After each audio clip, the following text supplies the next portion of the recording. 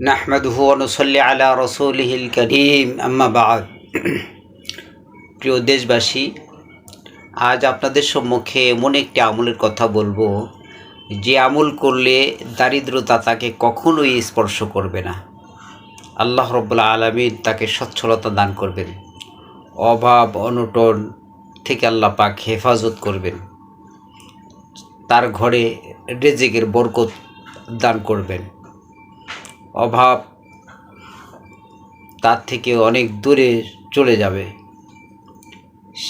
সেটা হলো প্রতিদিন যদি কেউ 100 বার ইস্তেগফার পড়ে, আস্তাগফিরুল্লাহ আস্তাগফিরুল্লাহ, এই ইস্তেগফারটি যদি কেউ 100 বার করে পড়ে প্রতিদিন, তাহলে আল্লাহ পাক তাকে সর্বপ্রকার অভাব অনটন থেকে হেফাজত করবেন, তার কোনো অভাব অনটন থাকবে না।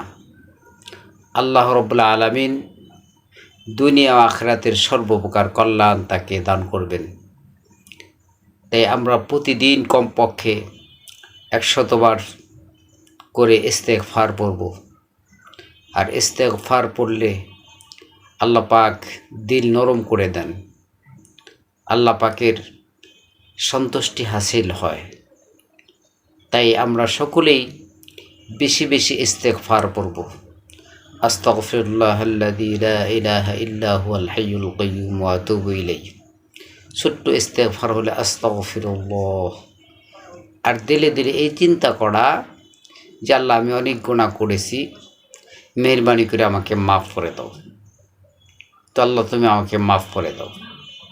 এরকমভাবে ইস্তেগফার পড়া আর আল্লাহ পাকের দরবারে মাফ চাওয়া।